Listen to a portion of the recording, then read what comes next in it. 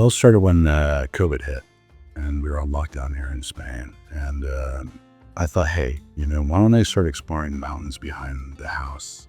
I took my first trip up. It was a little intimidating. The first trip included about a 2-kilometer excursion up the hill. I had no idea where I was going. I just followed the trailhead. Once I kind of reached a limit, I said, okay, turn right back around because you probably won't be able to come back home or find yourself back home. The next day, pretty exciting, I decided to go up a little higher. And on the 5th day, I was climbing about 6 kilometers up. Finally, I got to the summit where I could look down on the whole village and have total peace and tranquility. And I was going through a lot of stuff that time. Having that space and that attachment to nature, I found very helpful. Following that, COVID ended, obviously, and I was able to start inviting people.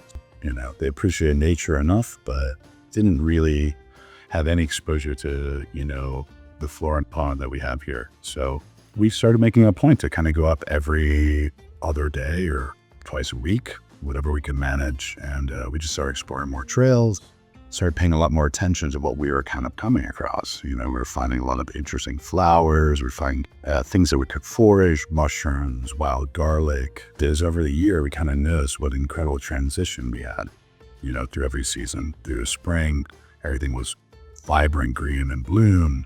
In the summer, dry, hot, and sometimes treacherous. In the fall, a whole other assortment of flora and fauna was coming out.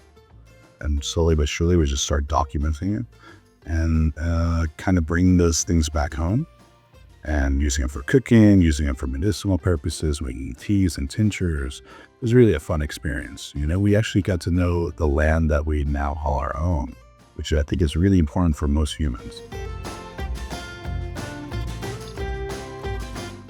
Often was I organizing these ventures out.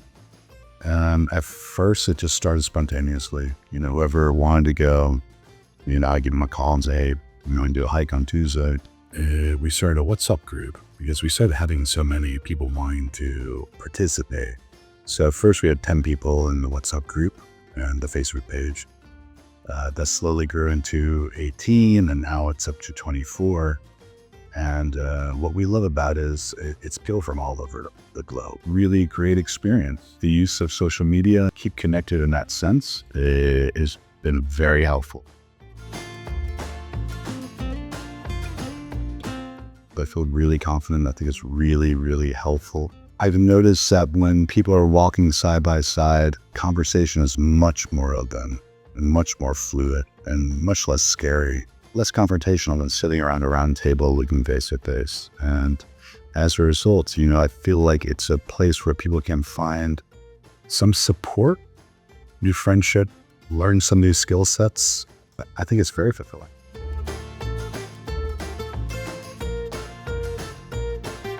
I think if you have to have a modicum of physical health, you have to be able to walk up a hill.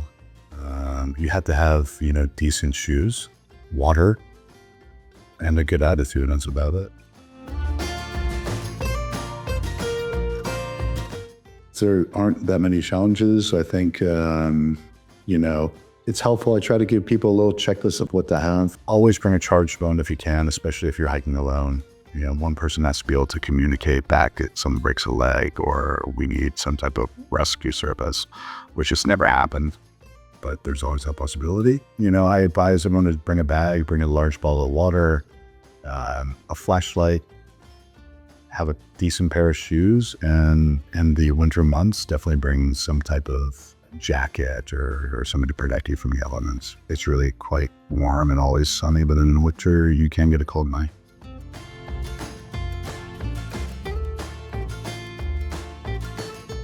Again, it's a community with everybody looking for more or less the same thing, a sense of belonging. The thing that kind of binds us together is the activity and an appreciation for the nature. But it serves as a great opportunity to kind of share stories between each other.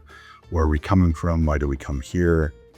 Language is rarely a barrier. There's lots of other ways to communicate just by pointing and by gesturing. And it's happened many times. And it's a great opportunity for people to practice their Spanish, practice their English, practice their Senegalese, practice their Dutch.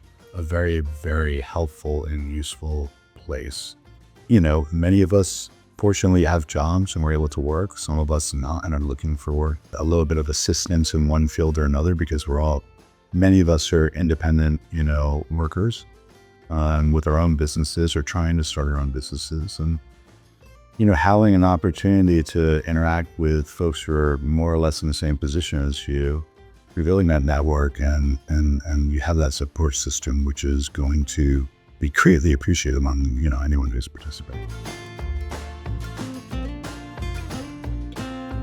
There's really no training or prerequisites to think of in preparation for joining, our hiking group. Again, it helps to have an open ear. A lot of people that have been doing this now for 6-7 years have a lot of experience. They know the trouble that you can fall into. So, keep an open ear. We all take advice from each other from top to bottom. There's no pecking order whatsoever, but again, if you're new to it, be open to taking our advice.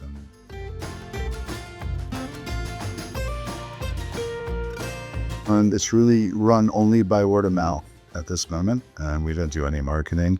Not that we wouldn't be open to it, but this isn't something that we're looking to monetize. The best part about this is it requires absolutely nothing other than a bit of willpower, a willingness to, interact with people that are from different backgrounds and different cultures.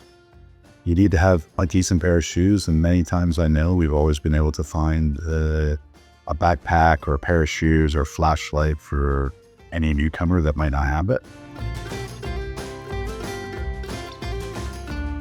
As of yet, no, but we're totally open-minded to it. We'll take your suggestions